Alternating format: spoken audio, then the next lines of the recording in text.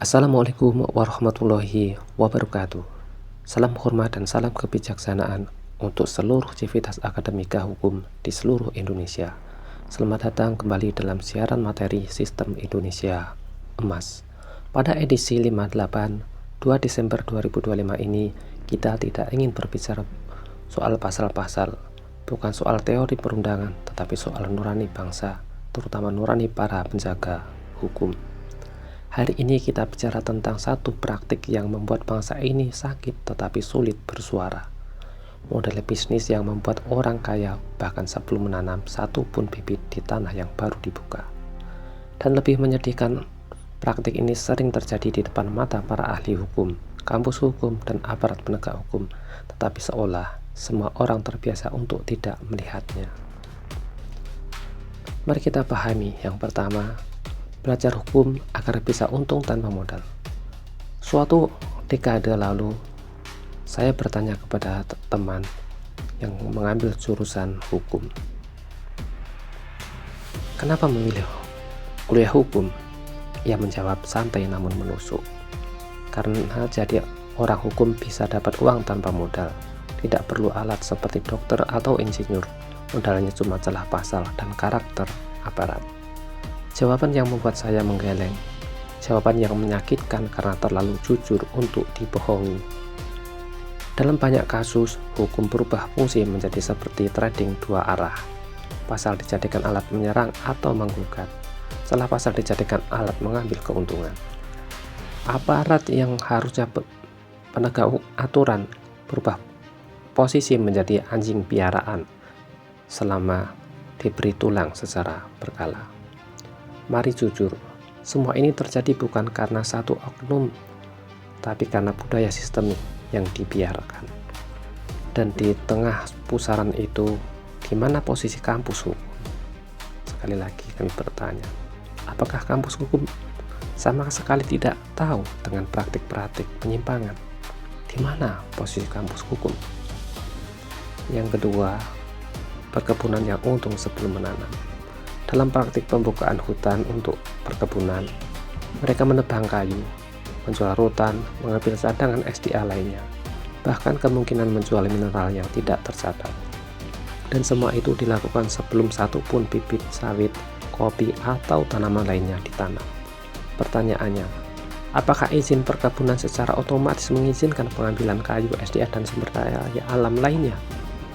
Pertanyaan lanjutan, kemana nilai ekonominya? Masuk negara atau masuk kantong pribadi? Banjir dan longsor hari ini bukan sekadar bencana alam. Mereka adalah bukti adanya paling tidak 3 kelompok yang gagal menjalankan fungsinya. Yang pertama, pelaku usaha yang hanya melihat keuntungan. Yang kedua, aparat yang menutup mata. Yang ketiga, akademisi hukum yang terlalu lama memilih diam. Ini bukan tuduhan, ini cermin yang sudah lama hilang dari bumi pertiwi. Yang ketiga, pertanyaan untuk kampus hukum. Apa yang sesungguhnya sedang kalian lahirkan? Jika fakultas hukum hanya dibangun agar lulusan mudah dapat kerja, maka itu bukan lembaga akademik, itu pabrik profesi.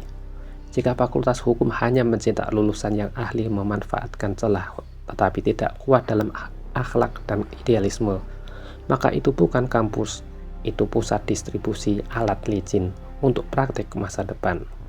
Padahal hukum adalah pagar peradaban, rem bagi keserakahan, penuntun arah bangsa, dan perisai bagi rakyat yang tidak mampu melawan. Tanpa idealisme itu, sebanyak apapun lulusan hukum di negeri ini, bangsa ini tidak akan bergerak dari luka yang sama. Berikutnya, musibah banjir dan longsor adalah alarm bagi peradaban. Setiap kali hutan dibuka tanpa integritas, alam membalas buka dengan kata-kata. Tetapi dengan banjir, longsor, hilangnya mata air, rusaknya habitat, dan runtuhnya keseimbangan ekologis, Sistem Indonesia Emas berpandangan bahwa setiap dimensi alam, darat, laut, udara, hingga digital memiliki etikanya tersendiri. Jika etika itu dilanggar, maka musibah bukanlah bencana alam, melainkan bencana moral. dan tugas para insan hukum adalah mengembalikan etika itu ke tempatnya. Yang kelima, dalam sistem Indonesia emas, hukum bukan sekadar formalitas. Kami memandang bahwa hukum bukan sebagai pasal kaku, ritual persidangan, ataupun formalisme tanpa makna, tetapi sebagai jalan menenteramkan bangsa.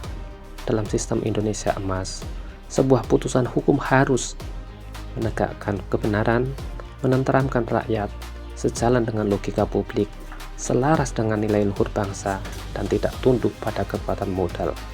Itulah ruh hukum yang seharusnya diajarkan oleh kampus, bukan sekedar teknik membaca pasal.